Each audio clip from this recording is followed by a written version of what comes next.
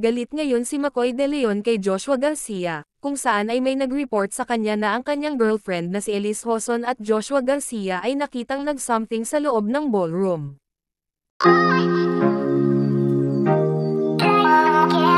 Hindi daw nagpapansinan, itong si McCoy De Leon at itong si Joshua Garcia.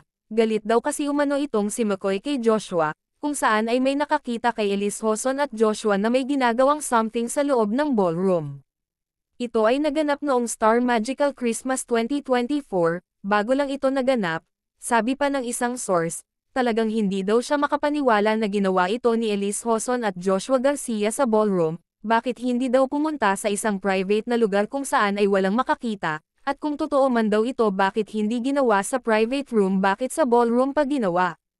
Galit na galit daw itong si McCoy sa narinig, dahil may nag-report daw sa aktor na nakita ang kanyang girlfriend na si Elise kasama si Joshua na may ginagawang something, sabi pa ng isang source na may bodyguard na daw ngayon si Joshua Garcia, kumuha daw ito ng 2 bodyguard para sa kanyang security.